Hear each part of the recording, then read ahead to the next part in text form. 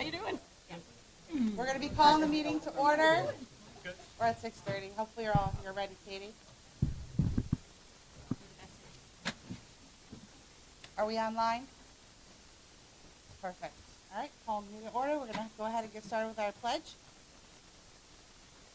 I pledge Allegiance to the flag of the United States of America and to the republic for which it stands, one nation, under God, indivisible, with liberty and justice for all.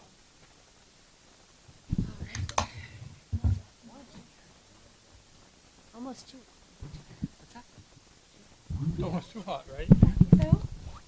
It's a little warm in here. Yeah, we keep ours a little bit lower too. I keep my house. All right, we're just getting situated here. Agenda adjustment. We don't really have an adjustment, but we will be. Yeah, we have that agenda adjustment. Yeah, it's an adjustment, but it's not right. So it's still 6.1, but we will be taking care of old business. But we'll be doing so after the executive session that we will need to have this evening. So 6.1 will be deferred until after executive session. All right, are we all here now? Good.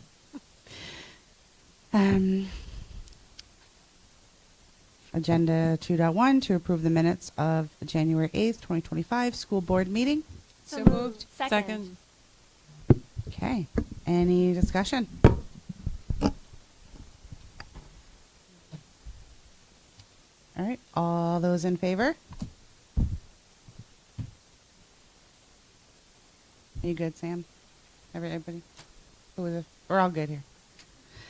Just wanted to make sure you were ready. We were kind of Thank you. rushing here at the top. All right, petitions and communications. I don't have any for this evening. Anybody? Okay. Public comment. So we invite the public to come and speak. Don't see any. Okay. Our reports this evening. Do we want to do the financial or are we going to do that committee section? We'll do it. We'll do the financial report with the committee reports. And on to, look like Marco's ahead of me. Our administrator's report, starting with Marco. Mel, I have you. She's looking for something, and I didn't want her to panic. I found it, and I know. I saw you. I'm like, don't panic. I've got it. No, yes, I know. I didn't want you to worry about it. I have it. Slides. I mean, do I have a different word for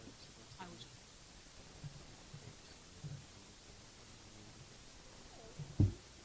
She was feeding Cole over there last time. Oh. The door's right there.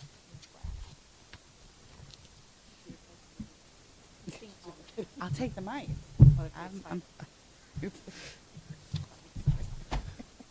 All right. How's everybody doing this evening? Well, I hope. Good. Good evening, ladies and gentlemen, and thank you for a few moments of your time to share the most recent happenings at Oak Hill High School. It was an eventful holiday season at the high school. Oak Hill Legislative Assembly, or OHLA, hosted a holiday-themed dress-up week that buoyed staff and students right through to vacation. The week was full of ugly sweaters, door decorations, and holiday hats. The week was capped off by our annual holiday assembly, which, to be 100% honest with you, it is not my favorite assembly. Bah humbug. However, this year was amazing. It was amazing. Let's see. We had a rock band.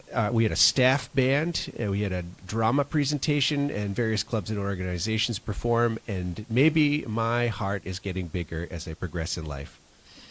Saturday of that week was all about holiday baskets, organized by teachers Angela Roy and Katie Stubbs. The holiday baskets provided gifts and food for over 60 families in our district, which is awesome. It equates to 120 students.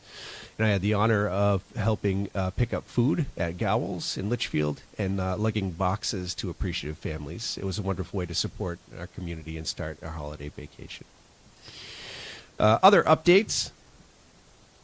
Let's see here. Our second semester started yesterday. Grades are finalized today, and we'll be able to review data beginning tomorrow. The end of the semester is when we award credit for classes and see how students have progressed. We're conducting a reset of our new procedures as we begin the second semester. It's always helpful to remind staff and students about our expectation for due dates, cell phones, and radar connection periods. And the new procedures have brought forward solid discussion as how to best create a positive learning environment. Work on our continuous school improvement plan continues. Staff have reviewed demographic perceptions or survey data and student data. Student data includes NWEA, graduation rates, and teacher assessments. What's great about the student data is it's comparable in short amounts of time. For example, our Progress 1 grades to our Semester 1 grades. The information is helping in identifying where our successes and challenges might lie, and we'll round out how we do what we do with our school procedures, and I'll keep you guys posted on that. Also, the MELMAC committee has hosted a number of alumni panels this year focused on students' experiences once they leave the high school. We've hosted students in the medical field, small businesses, trades, and post-secondary experiences. I find these events to be extremely important given it is our former students speaking to our current students. I also appreciate how candid and real they are. I would like to thank the MELMAC committee for hosting the events. And just a side note on these, just, in regards to them being candid, they're fantastic in telling kids like, I made mistakes here, or I did this wrong, or I wish I had thought about this differently, like we all do in life. But it's really nice, again, for the students or kids that are similarly in age to talk to our current students. It's one thing for me to tell them and they're like, yeah, right. And but another to hear it from kids that are almost their peers. And finally, ladies and gentlemen, we have Winter Carnival on the horizon with a number of themed days rounded out with a semi-formal dance. And I look forward to the events and another event that really highlights the amazing climate and culture that we have at Oak Hill High School. And so that's my report. All right, thank you. Thank you. Any questions?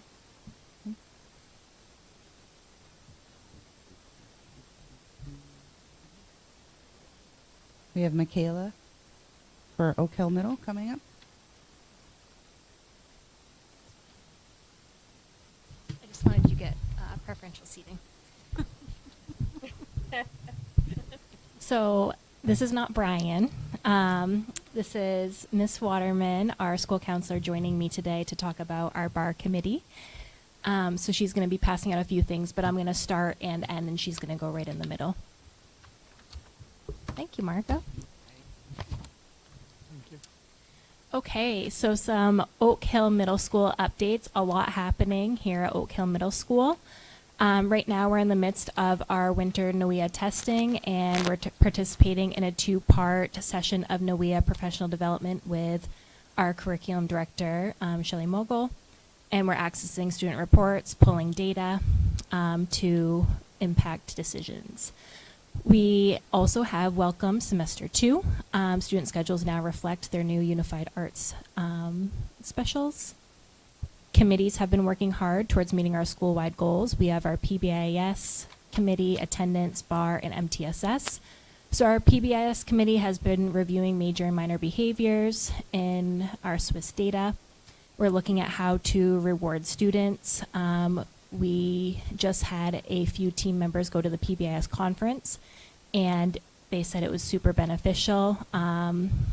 They looked at our PBIS matrix, making sure that our posters around our school are reflecting our PBIS matrix, and they did create a whole staff PBIS handbook and a lot of how-tos on how to navigate the Swiss system, and that's just for those of you that don't know, our Swiss system is what tracks our behavioral data. We also are in the midst of potentially developing a student PBIS handbook as well. So that's something that is on the horizon. Attendance committee has been working hard to recognize student for positive attendance trends. You can see in one of the pictures up top, the student right over here holding an attendance award that she happily carried with her throughout the day, and it was super sweet. And our bar committee, I won't say much about that because that's going to be our next slide, but as you know, that looks at our whole student making connections with students. MTSS, we have been creating RTI groupings based on most recent data to meet students' needs, where they're at, and filling gaps. We also have some PD scheduled for our in-service day coming up on the 27th. So super excited to report out on those. Budget work, I just want to say a huge thank you to all of the staff for their hard work. Team leaders met with teams to help lead this work among staff. And then to our budget manager, Sam Sias, did a wonderful presentation with all staff, and her spreadsheet saved everyone hours and hours of time. When I saw those budget sheets, it brought literal tears to my eyes because just even doing those calculations saves at least 6 to 7 hours sometimes, like when you're going through every single sheet, and then you get distracted. So. Scope and sequence work continues among staff. We're working hard towards updating curriculum maps for parents. And at our last assembly, and down bottom, I know I've been talking about 8th grade has been winning the Spirit Stick. That is 5th grade. If you scroll on in, 5th grade won our Spirit Stick. So huge congrats to our 5th graders. Next Friday will be our next assembly, so we'll see who goes away with the Spirit Stick. An art highlight that I want to point out that's in the middle is this year Miss Williams has chosen the artwork of C.J. Sparks to be included as a part of a Youth Art Month exhibit at Portland Museum of Art. Each year, our educators in Maine have the opportunity to choose one piece of artwork for this exhibit. CJ's artwork is a digital self-portrait where students use a photo and half cartoon themselves using this online website that I linked right there. And then her artwork will be on display at the Portland Museum of Art for the entire month of March. And moving on to Bar and Miss Waterman. Good evening, everyone. It's so fun to be here again, but just sitting in a different spot. Huh. So, very quickly, I am the bar coordinator in our school, and bar, as you have heard probably numerous times, is building assets, reducing risks. I am very fond of this program because it is essentially developed in the model of how school counselors want to work with every single student in the school to ensure success. The hallmarks of the bar program are using data and building relationships to give kids all the support that we possibly can to have success in all realms of their life. Not just academic, but social, emotional, and all of the things so that they can carry forward all that they, need in building connections to have success. So, what I have given you is our year-end report from last year. Last year was the first year that the middle school had the bar program for the entire year.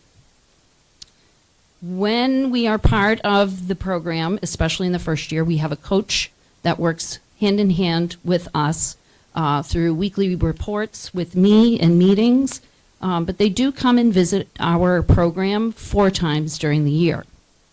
And as you can see in the graph that is shown, these are the particular areas where they are looking to evaluate how well we were doing in implementing the program at the middle school.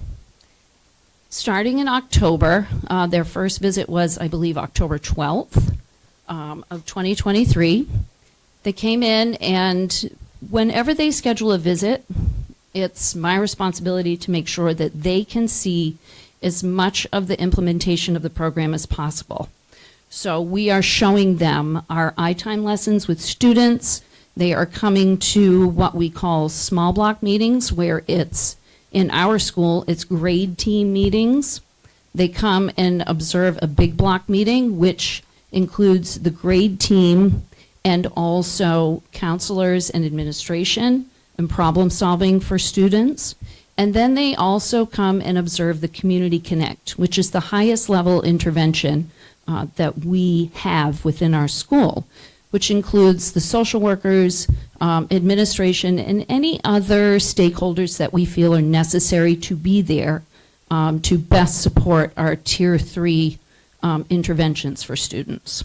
So, as you can see here, we did not start out immediately with the Community Connect meetings because honestly it took us a little bit of time to make sure that our implementation was appropriate, that we could do the best that we could given the structures that we had within the school to start out with. As time progressed and they came through and saw all of the aspects of the program, interacted with students, interacted with teachers, you can see in their final visit in April how much our staff had grown in this implementation, which is pretty remarkable for the first year. And they were amazingly pleased with how well we did. So, some of the aspects of this. If you look down, we needed to squish this in there a little bit.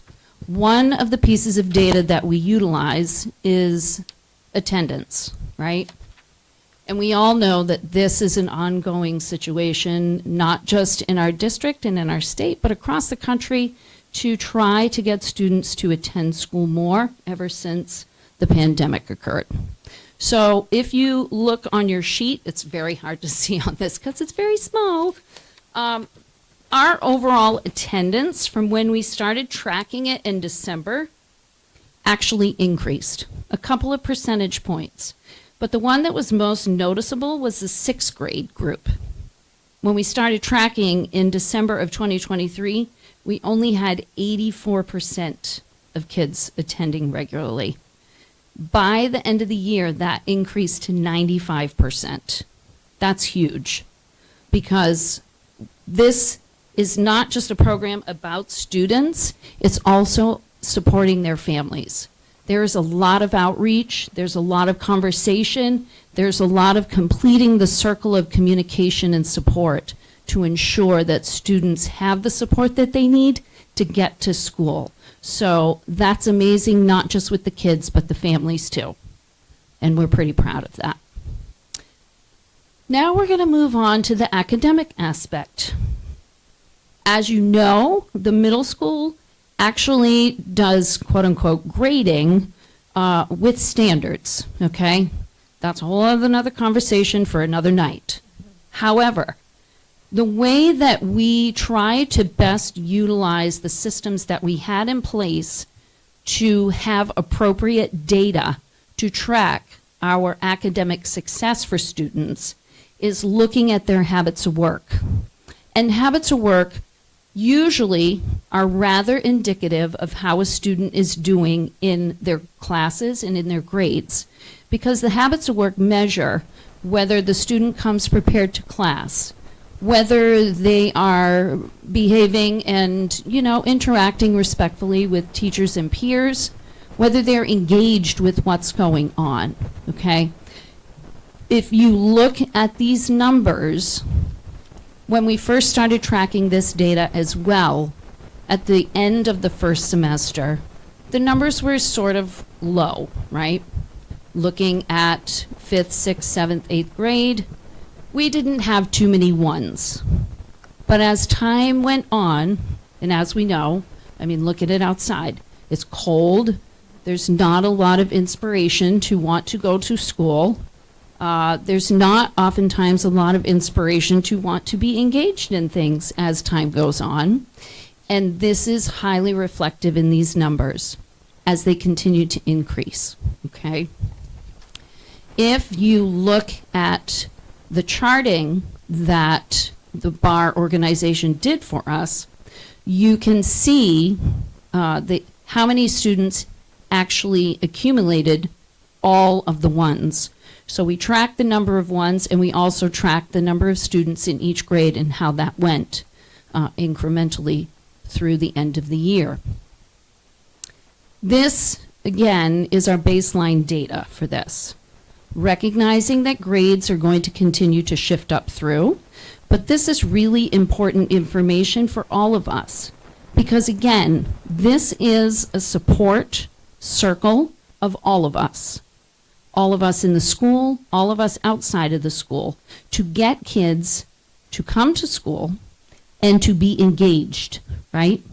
Because we all know not everybody's going to go off and do all the things at a four-year school, but they need to understand the importance of education at this level, middle school, and start to build those skills so that they have success at high school to get through high school and go out into the world. So, the last page that I want to point your attention to is the student survey questions. These were questions, again, we don't see any of the responses of this particular information because it goes directly to BAR. So we had no idea what the responses were for this. And as you can see through this, it's quite fascinating to me that for the most part, again, this is baseline information. This is showing that kids recognize that they have supportive relationships at school, that there are, expectation and that there is rigor in their classes that stretch and push them, that usually they're engaged in school, and probably the one that if you asked any middle school kid, are you happy about being at school? Well, if you do morning bus duty like I do every morning and you say good morning to every kid, you're lucky if you get a good morning because most times it's or nothing. So I call that a win. The other aspects of this are the future orientation, making sure that students are engaged and want to pursue something further. And also knowing that they can do things well, right? We want kids to have a sense of confidence, a sense of self with this, so that they will want to continue to come back. We are now halfway through, which I can't even believe, our second year of BAR. And I was speaking with Michaela earlier. Some of the trending that I'm really concerned about is that as we went into the holidays, there are more and more kids missing school. I mean, with all of the various viruses, bugs, things going on, I get that. But the other thing that I'm concerned about is that, again, it's wintertime. It's all the things. The shine has worn off from school. And so we really have to be creative in getting our kids inspired to want to continue to come to school and continue to push themselves to do well. Because as we start to have meetings with 8th graders that are aspiring to high school and wanting to choose their classes and all of the things, we have to start to really give them the sense that they can do this. And I honestly can say that BAR is a fantastic program that our staff and our students really benefit from. And I really hope, looking into the future and looking at budgetary issues, who knows if the state of Maine is going to continue to fund this program as they have. But I feel that it's really important for all of you to have this information because at some point we may need to work that into our budget for our kids. And this is an incredibly valuable program. Thank you.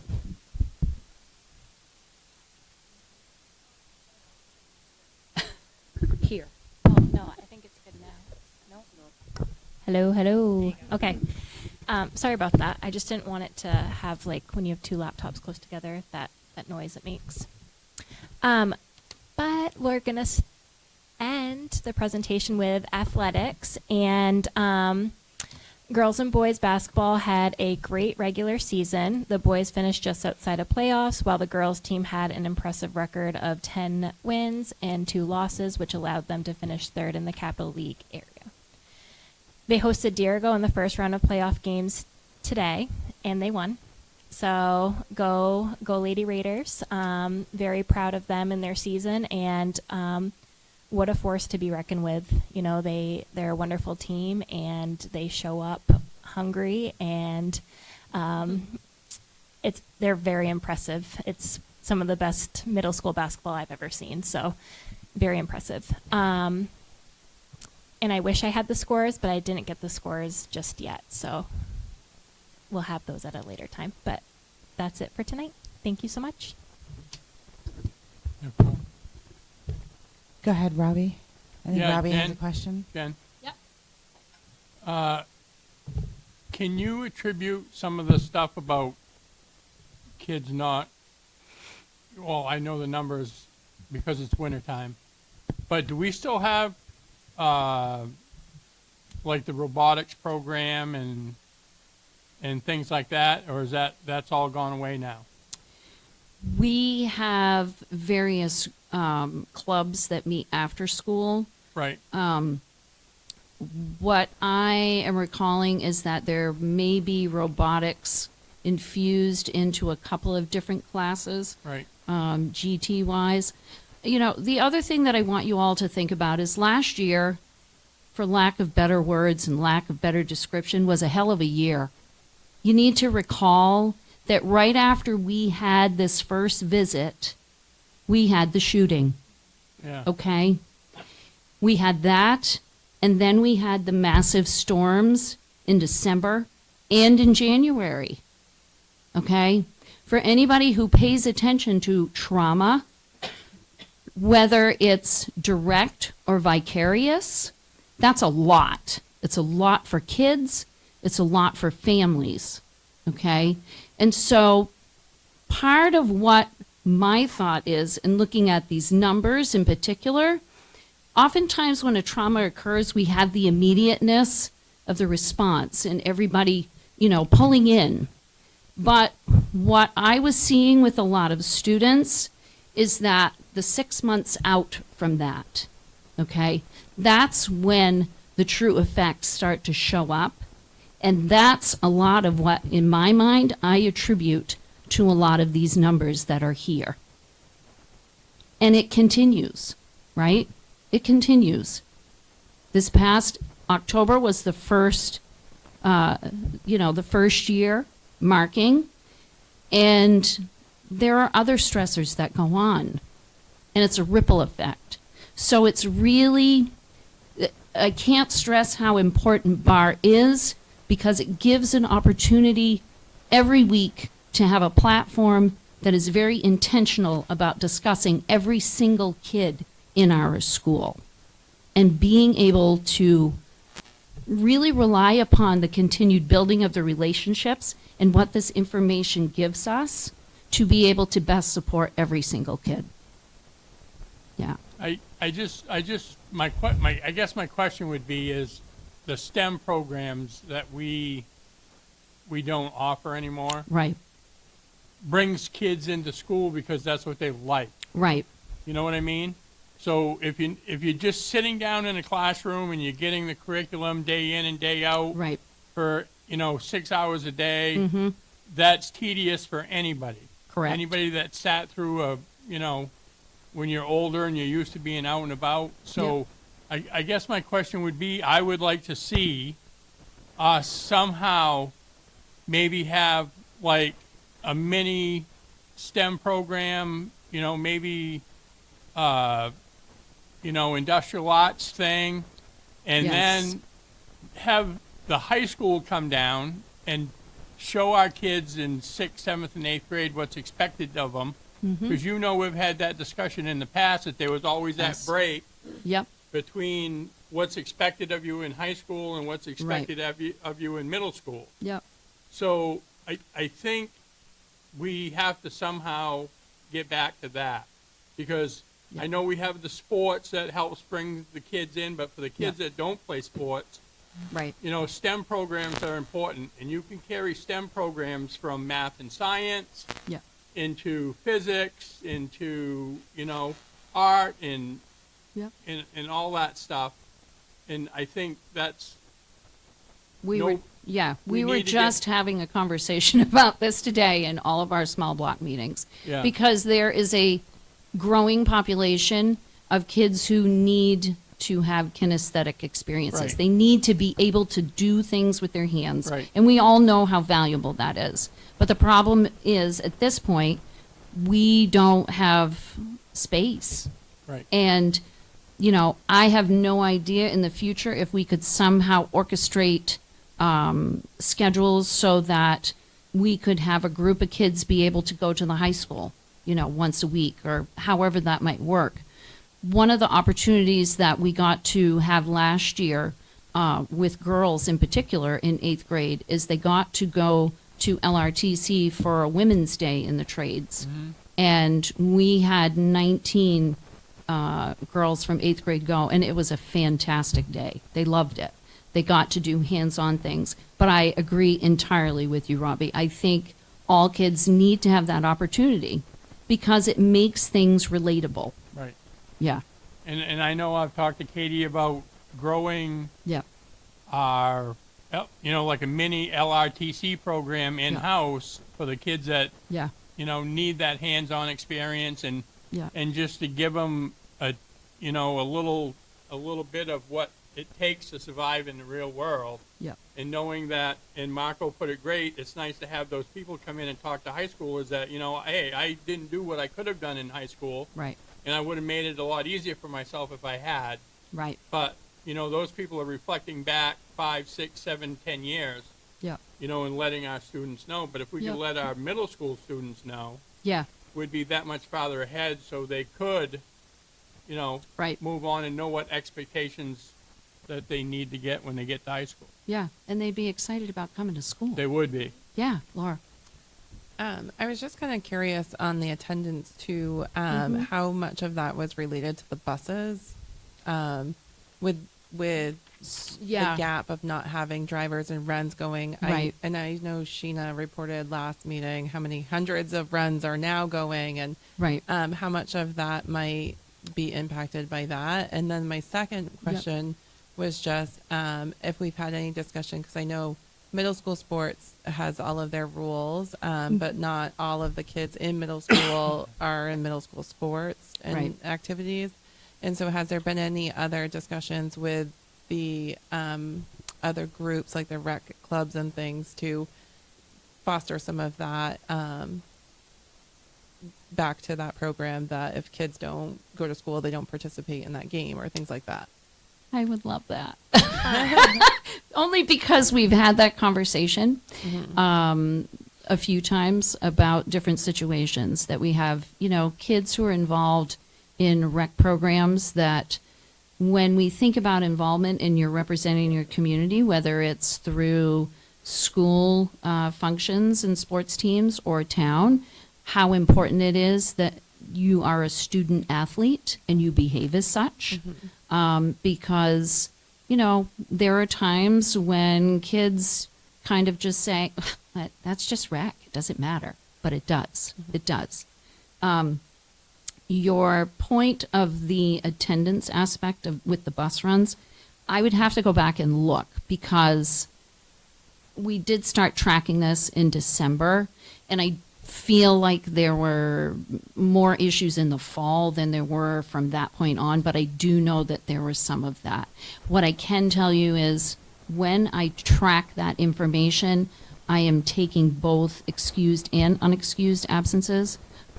If I were to parse that out even further, it would take a while, but I could, just to be able to kind of see where that information falls. But that's a really good question.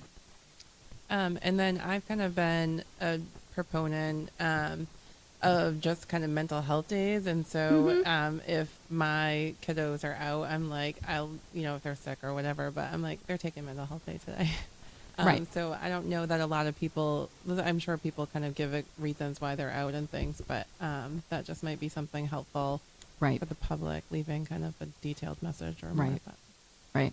And I will tell you that the benchmarks within BAR last year are very different than this year. This year, in terms of attendance, I'm thinking that they're going based upon the information that they have gathered over time. This year, their concern is if a student misses 15 or more days of school in a year, it impacts their education. I'm going to tell you, we have many students who have missed many more than those days, and it's only halfway through the school year. So it's really concerning for all of us because then it creates gaps in learning. And how do we address that? They have to be in school. So we try to reach out and do whatever we can to make sure that we get kids there as frequently as possible and just problem solving and working together. Yeah. Thank you. Thank you. All right, thank you. Next is Jenny Hedner for Carrie Ricker. Hello. So we've been very busy at Carrie Ricker as well. December was filled with celebrations and craft projects leading up to winter break. By demonstrating respect, responsibility, safety, and kindness, students earned different classroom awards. One was a sledding party with hot cocoa. Our December assembly even featured a special visit from the Grinch, and our kitchen staff provided everybody with a sweet treat in the cafeteria. For Computer Science Week in December, Carrie Ricker celebrated with an hour of code. Fourth grade coding ambassadors, under the leadership of Judy Davidson, went from classroom to classroom and offered tech support to others while they were exploring their hour of code. In the classrooms, along with math and writing, students have been focused on building their literacy skills. Here you can see a reading circle led by our literacy coach, Jen Lane. In music, they begun bucket drumming and preparing for their March concert. We are beginning winter NWA testing tomorrow, which go through the first weeks of February. On the professional development front, staff have been analyzing data to refine procedures and address areas for growth. In math, they have focused on formative assessments, student engagement, and creating visual aids for math lessons. While in literacy, staff have been aligning reading assessments to enhance instructional practices, small group literature circles, and reviewing writing work together. Deb Witham, Jen Lane, and Tracy Ireland have all been invaluable in helping lead the professional development.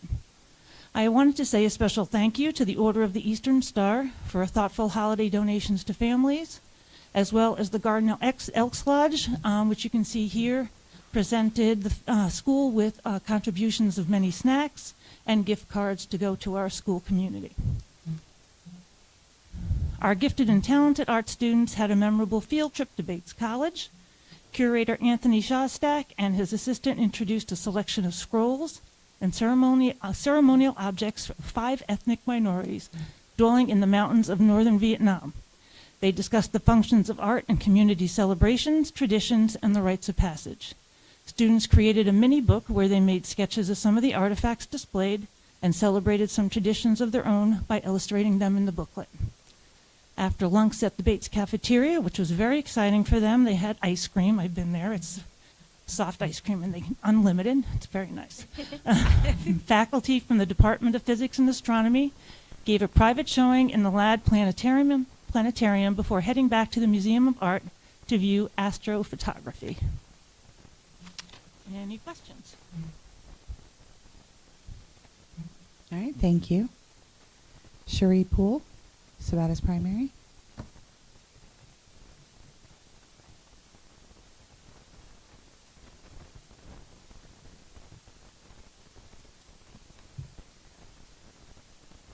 Good evening, everyone.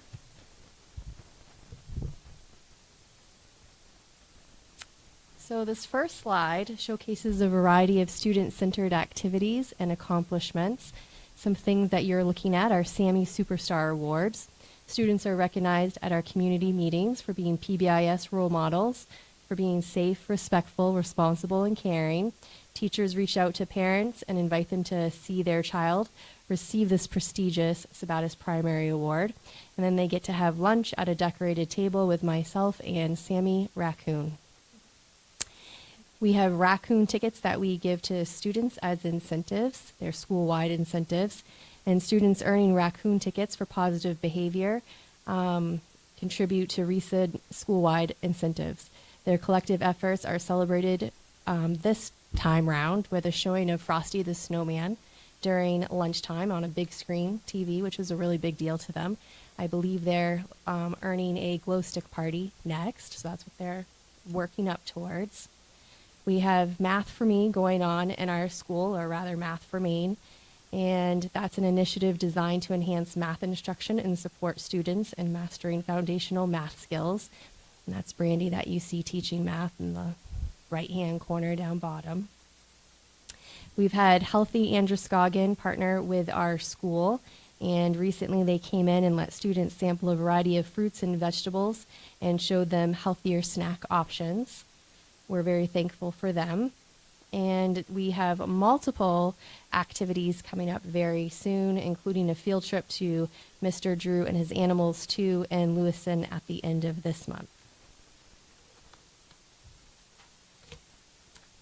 I want to extend a heartfelt gratitude to Michael Roy, Jason Davis, and Richard Nadeau for presenting a generous donation of $2,400 on behalf of the Maine Masonic Charitable Foundation.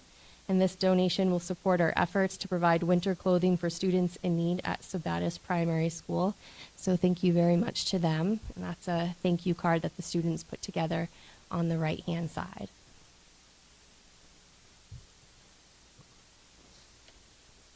Our Sabattis Primary School winter concert was a huge success.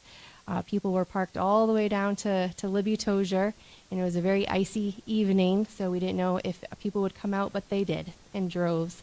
And it was led by our talented music teacher, Ella Skosova-Fava, and students performed winter melodies, holiday favorites, and it was a full house, excellent attendance from all families and community members.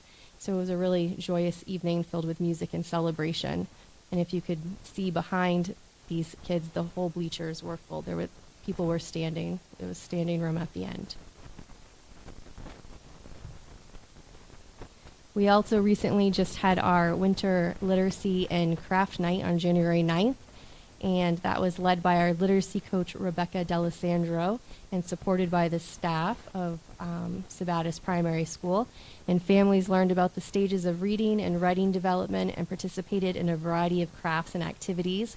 And despite the chilly weather, it was very cold that night as well, many families came together for an evening of fun and learning and connection with their children. And we heard a lot of positive feedback about that night as well.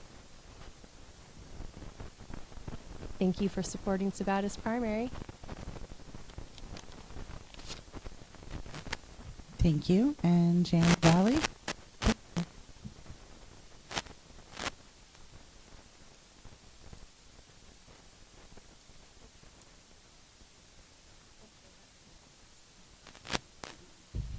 All right, good evening. So I have some updates to share from Libby Tozier, just a list to go through, and then a quick little video to share with you. So some highlights going on right now are our school home connections. We had a literacy night and a winter craft night that was very, very well attended. A lot of fun and a lot of connections were made. We have a lot more planned ahead, so we're looking forward to Monday Math that's going to be coming soon from Ms. Munzie. It's going to be an online opportunity for families to gather and do a little math before bedtime. So that's going to be an interesting addition. We have spring concert coming up, and then our screening for pre-K and kindergarten students is already in the planning. And end of year celebrations are already coming up to be thinking about. So those are other opportunities to have families come into our school and just make connections with them. A shout out to the staff that worked on budgets all last month. So in December, staff take a look at things that they need, and they put together very itemized lists that we go through together, look through to see what things we don't need anymore, what things they already have on hand, and then things that they'd like to add to be beneficial to students' learning. So that work has been done and passed on to central office, coming to you soon. Learning expectations during trimester 2, it's just a really exciting time for learners. So our pre-K and kindergarten students, they've gotten through all that first introductory learning units, and now we're really in the thick of it. So they're putting all that learning together. It's just so exciting. Teachers are really excited about their units. Kids really see things coming together, so it's a really exciting time for learning. And then our positive school environment, we have a couple of big events happening soon. So 100th day of school is a pretty big deal for our young learners. So lots of planning going into that. And then Read Across America is also in its planning stages. Becky D'Alessandro and Jen Lane are hard at work at that. And then our Tiger tickets. So very exciting at Libby Tozier. Kids are earning tickets like crazy. Just a positive force in our school. And they have filled their bucket for a third time, and this time they earned a coloring party. And if you would think a coloring party would be pretty simple, those kids were so pumped up all week for this coloring party, and I can't wait. I'm hoping the video works because it is just such a fun look into our school, and I hope you see the positive of the day. So let's see.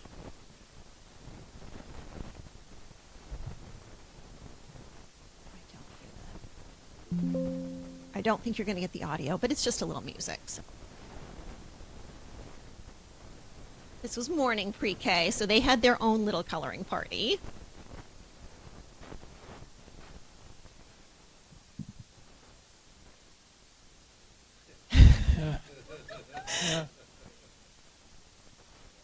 They are practically dancing with joy as they come in. We had Jody Haskell is one of the kindergarten teachers, and she has a lot of artistic talents, and she sketched out just some big murals for kids to be filling in. They're coloring upside down under a table. It was just really heartwarming to see kids come together and just color. I mean, it was 20 minutes. It was just amazing. So.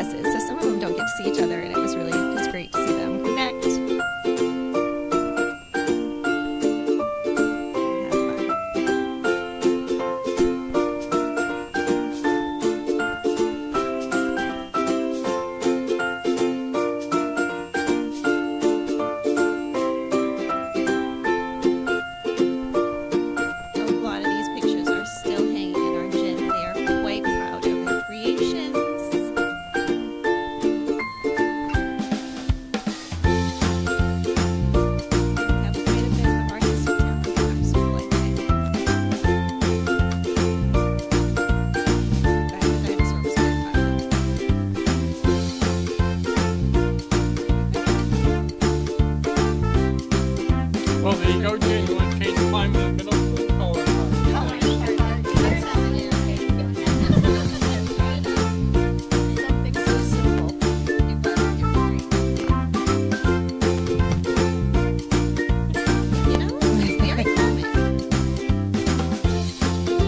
Thank you. Okay, so now we'll move on to 6.2 because 6.1 is deferred until after executive session. 6.2 to approve the second reading of the following policies. JICK, bullying and cyberbullying prevention in schools. So moved. Second. Any discussion? All those in favor?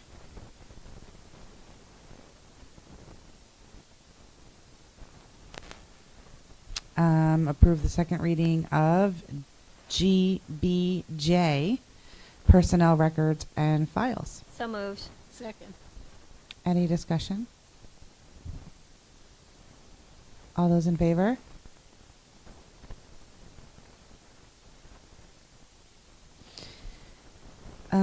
To approve the second reading of GCF professional staff hiring.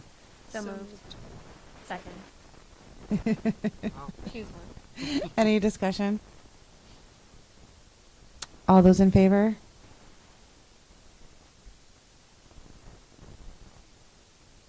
Was that a late, like, I'm not Just a calling you double, up, but, just- okay, double. Make sure Sam got it, okay. I looked away, so, new business. 7.1, to approve FBLA students to attend the overnight state conference on March 16th, 2025 through March 18th, 2025, held in Portland at the Doubletree by Hilton. So moved. Second. And Marco is coming with some information on that. The microphone's just like Making really some weird feedback. noise. Speak. Should I start, or do you guys want to try to figure? we No, can- we just- Okay. No, you're good. No worries. Just Angela Roy asked me to speak on behalf of this conference. This is the annual conference that FBLA goes to, and just she wanted to just provide some further details for you guys.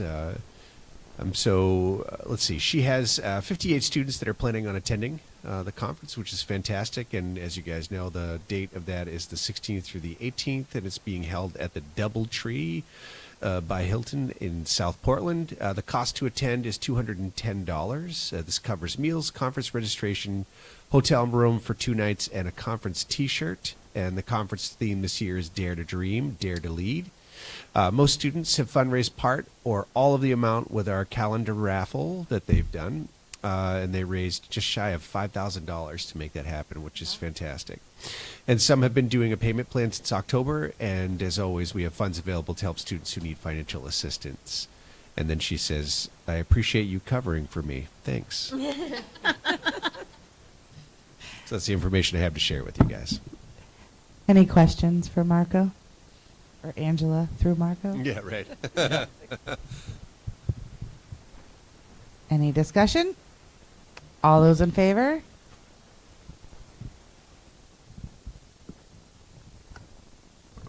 Tell them to have fun and stay fun. safe. Do Keep their record alive. they still tape the doors on field trips like this? What? I don't know. I can find out. Flashbacks to my high school trips. They threatened to tape the doors. I don't know if they ever did because nobody was too brave enough to figure out if they did. Painter's tape? You know if they've opened Yeah, yeah, exactly. the whole thing. All right, on to 7.2 to approve the Lewiston Regional Technical Center Cooperative Agreement. So moved. Second. Katie, do you have information Yeah. on this one? I do. So, the biggest change to the cooperative agreement is the cost sharing, and Christy let me know it was on the news about the districts having to contribute this time for the first time. So the big thing is Lewiston residents have been covering a lot of our costs, and a lot of costs obviously goes through the ED 279. This is really cost sharing for the additional local amounts. And so the agreement, superintendents went over the possibilities of how to share in that cost. And so what's being presented is this, which is, it's a formula, and I was going to read it. The cost shall be appropriation, I didn't say that word right, but based on the percentage of technical center seats allocated to each district for student enrollment, calculated on a 2-year rolling average. The Regional Technical Center will provide a draft budget for the coming year on or before January 1st. This amount will be applied against the subsidy figure in the ED 279 for the coming fiscal year. The difference between the EPS figure and the draft budget is the amount to be shared by the regional districts per this agreement. The percentage allocation for each district will be reviewed annually based on the average number of seats allocated over preceding 2 years. And the 2-year allocation percentage will be updated annually by November 1st and will determine the cost sharing percentage. So how I had it and I have to bring it back up. So for this, how they got to the 9.68% is these are the allotment seats for the last 2-year average. Lewiston has 213. Edward Little has 116. Then Poland 52, Oak Hill 52, Levitt 52, and Lisbon 52 seats. So you know that's different than enrollment. So the enrollment numbers we were given that Lewiston, so we have to pay for our seats whether we use them or not. Okay, we will have our allocation. We use more than we are allocated. So, for example, Lewiston's enrollment was 310. Edward Little was 114. Poland was 68. Oak Hill was 76. Levitt 80, and Lisbon 64. So we discussed different, and we felt this was what everyone agreed to. So Rob's will put his budget together, tell us the difference when the 8279, and then we'll know our amount. So last year when we discussed this, we would have paid about $45,000. So that was based on a different calculation. So we'll see where this lands, and I'll let you know as we get through the budget. But that's where we are right now. I want to see model. I'm looking at my notes here. We may know it. I think it's it's 32. Yeah, it's 32,374.21. That's what will be budgeted in our budget. Local edition. That's what the cost sharing was. So Lewiston's paying. So we have LRTC's budget, and then what the difference is between the budget and what's allocated. And so what he's predicting is Lewiston would pay $132,000 approximately, Auburn $72,000, and then the rest of the smaller districts will pay $32,374.21. Yes. 76 seats. Is that what you said? No, we're paying for 52 seats. 52 seats. We have 76. Students that enrollment. So what the guidance counselor directors do is they get how many seats they have, they fill those seats, and then they negotiate based on programs because every program has certain seats. So if there's a program that has a seat and they have a student interested, they will advocate to get a student in there. Yeah. And the Auburn site has done a lot for having more offerings, and they'll be bringing more online next year as well, more programming. So in terms of budget impact, Mhm. as we're building a budget, this will impact our local additional. It won't come through. So this 32,370. It's going to be that. It's going to be that cost center that has been zero, and it'll be 32,000. So we'll be inside our total package. Cost center 3. So Katie, do you see larger schools than us, maybe like a Poland Regional or something like that, and expanding there to a smaller LRTC program where we might get more seats? Because I know Mel every year does a great job horse trading seats, so to make sure that we have more, we have more people, and there are still people, right, Mel, that we can't get in. Right. So, but do you think that some of the larger schools in the LRTC district might expand their program so they don't have to send students? Or are they going to pay that amount anyway? Correct. Right. So this is their allocation to participate in LRTC. In LRTC. Yes, okay. correct. All right. Thank you. Right. So remember when Edward Little's new high school is being built, Right. we advocated for a satellite program. Yeah. And so that became part of the building of that building, with Rob Callahan spearheading which programs would go there, how much it would have cost. And Mel and I went over last year and saw things going, and you can get your hair done now, I think, and your nails, because of their cosmetology. They're ready to take clients, but it's a great opportunity for kids to have even more experiences. Yeah. Great.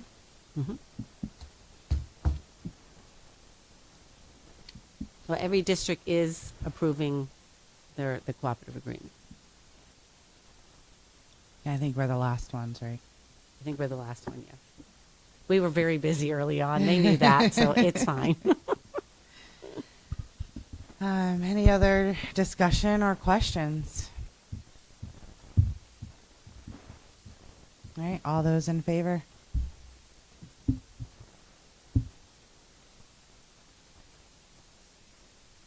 All set, thank you. Sorry, I have to scroll back up to my agenda page. I didn't lose it this time. Oh, did you guys know this? Did you know this was such great? I'm sorry. I accidentally touched. Yeah.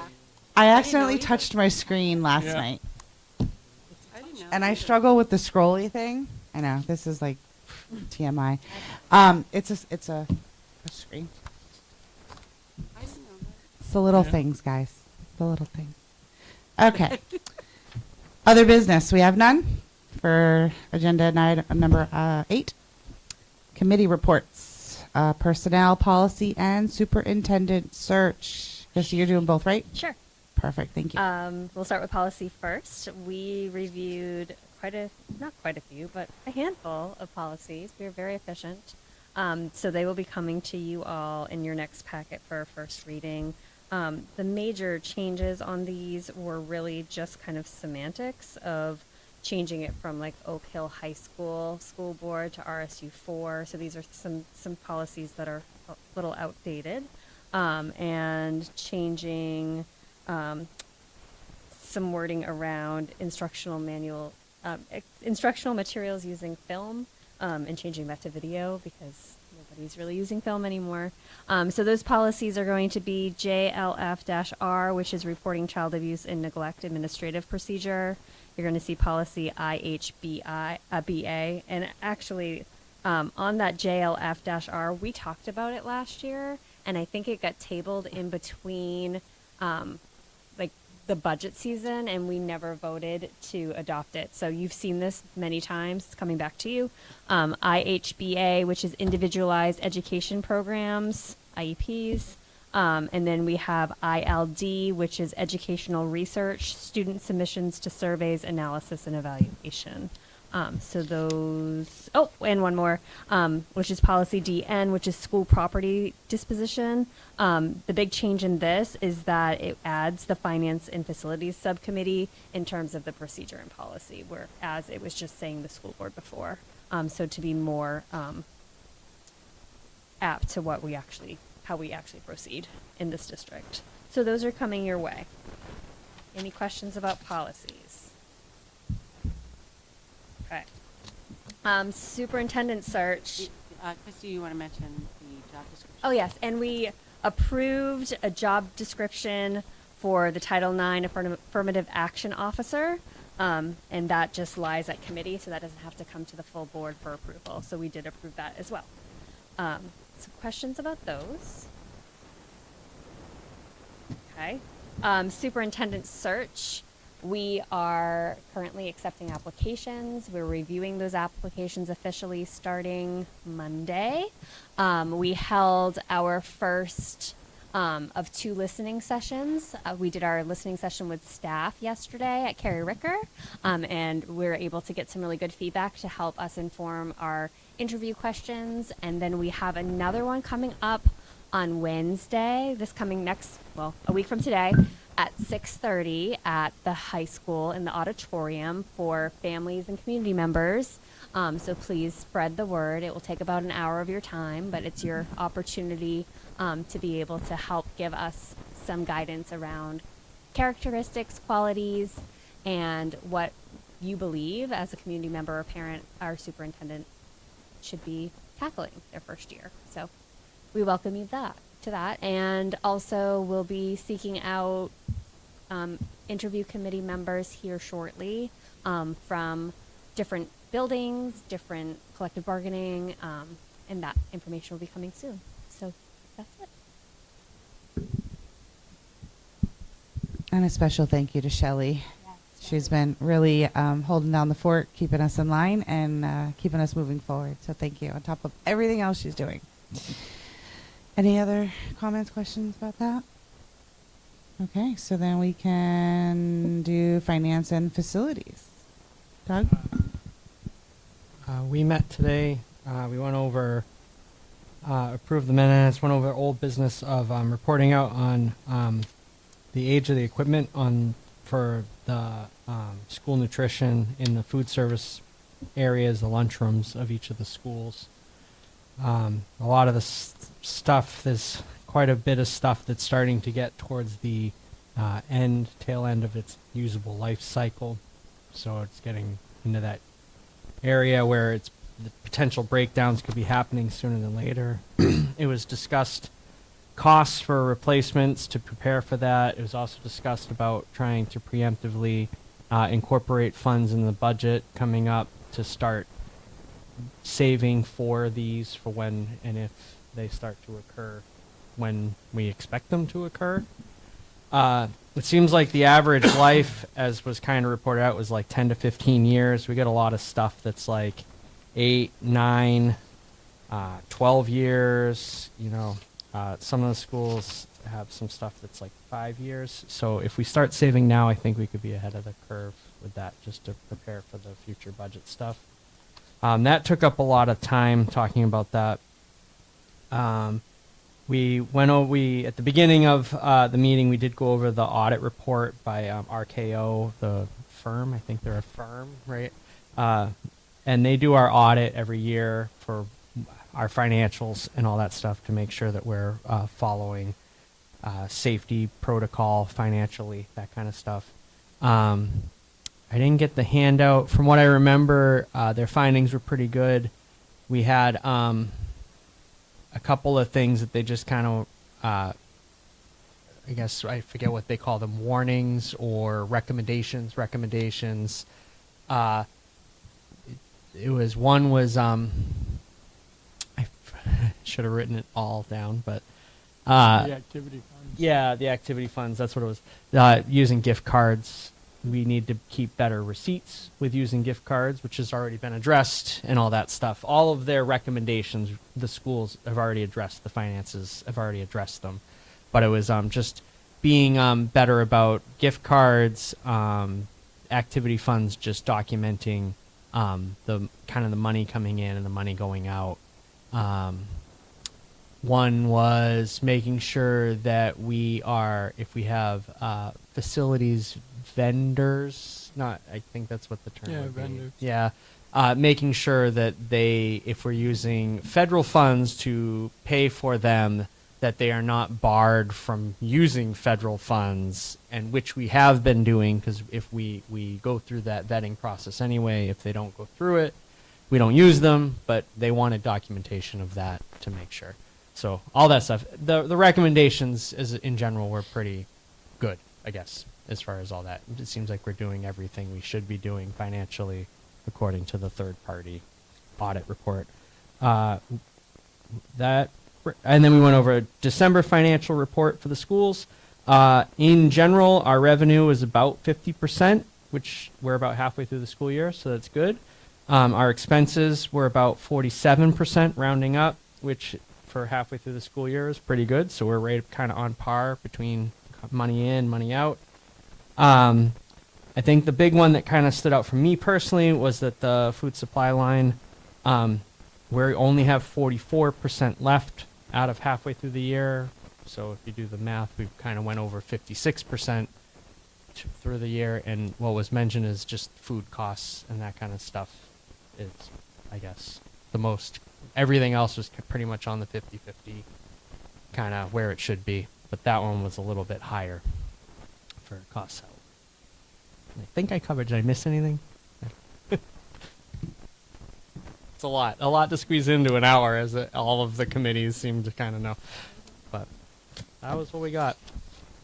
All right, thank you, Doug. Yeah. Anybody have any comments or questions? All right, CAI, Technology Committee. Tell me if I'm not speaking loud enough over there. You told me I wasn't speaking loud enough to hear. We met tonight with Shelley and Marco and Mel and Laura to begin with, and we talked about, Mel talked about proposed new courses for the coming year at the high school. and there are 4 of them. Sports and entertainment management, securities and investments, introduction to culinary arts and civics, and we approved those tonight. Also, there are changes that are being proposed to existing courses. We initially had a dual partnership with Thomas College in the past, and now we are partnering with CMCC, so it's making it a lot easier for kids if they end up going there, and it's local. And just some changes in the way that ninth graders are taking a science class. They're going to break it up into 2 parts for kids, as well as for 10th grade. For 10th graders, too, the biology class, they're going to break it into a part A and a part B. And we approved those as well. She's going to make a few changes, but everything looks good. We also talked to Norma Jean, and she came in and talked about the replacement of some iPads. She also had an interesting, she sent a survey out to pre-K and kindergarten teachers regarding the iPads that are currently being used. And what was interesting is a lot of the teachers are not using them because they just haven't been taught how to use them properly or any of the apps. So that's one thing we need to work on. And what the costs are and the buyback and what grade levels she's looking at changing, and possibly maybe even selling some of the used iPads to the community in the future. So, do you want to add anything to the Laura? All right, thank you, Diane. Anybody comments, questions? Okay. Board member comments. Robbie? Well, yeah, it's a little bit of a story, but I was in Sturdy Hardware like 4 days ago, and somebody came up to me and wanted to talk about the school, and I said to myself, like, okay, I'll. And we were right in the middle of the store, and he started right off, and he said, hey, he says, I got to tell you, he says, I love all the notifications I'm getting. He says, I show my grandkids, and some of them are in the pictures that are coming through, and he says it's nice to see everything that's going on in the schools.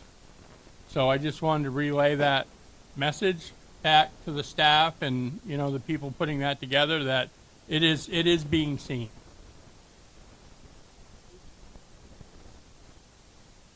Great, thank you. Anybody else?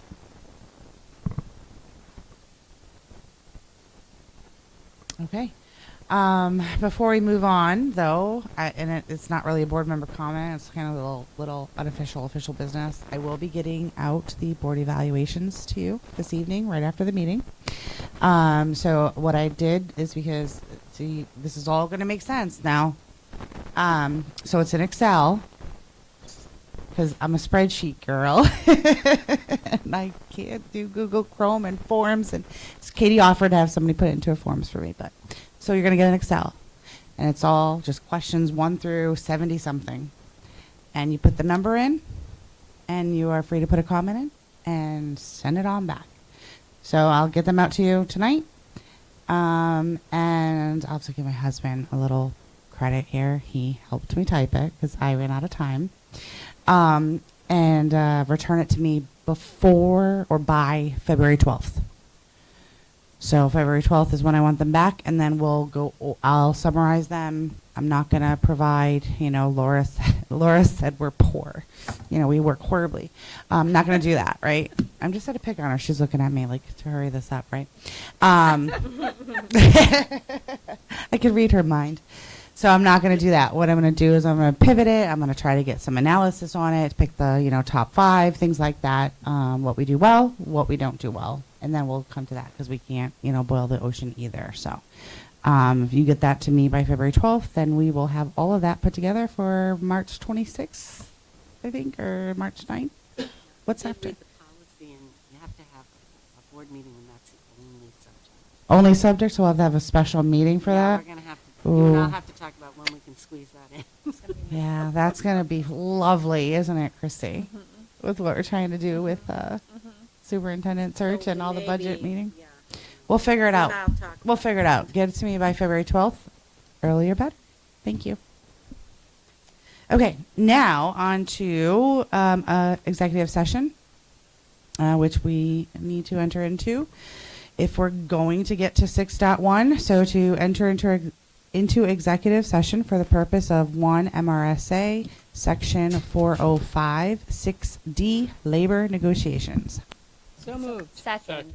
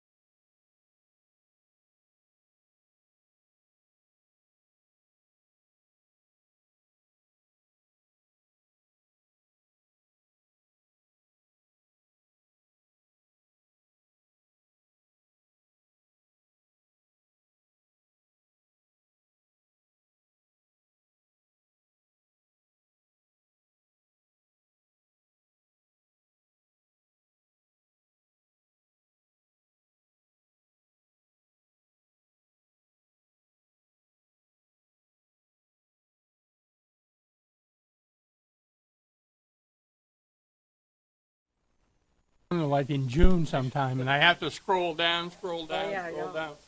Start putting 7:59. Yeah. Are we back on?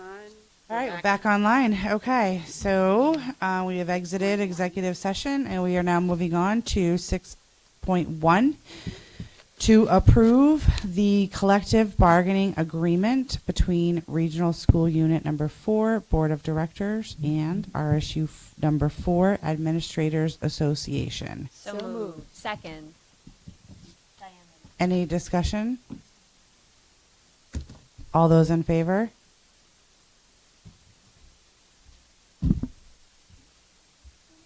All set.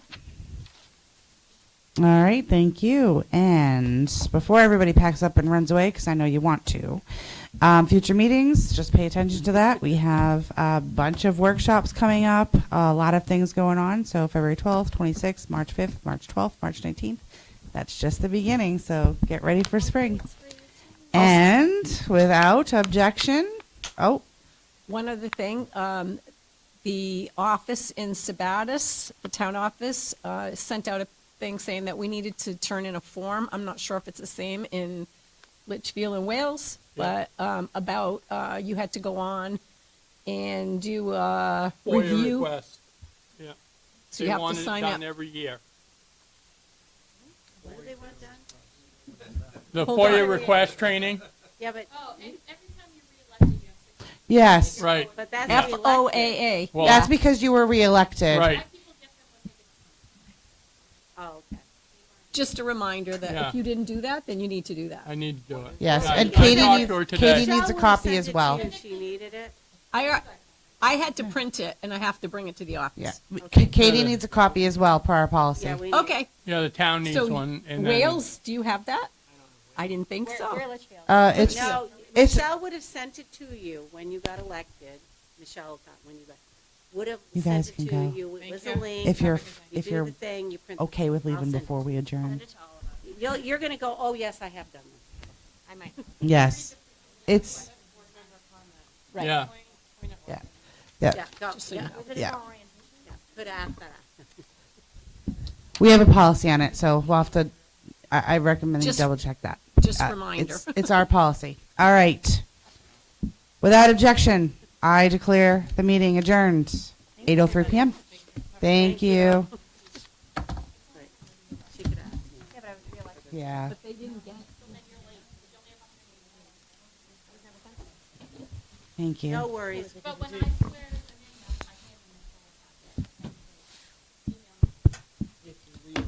I was reelected.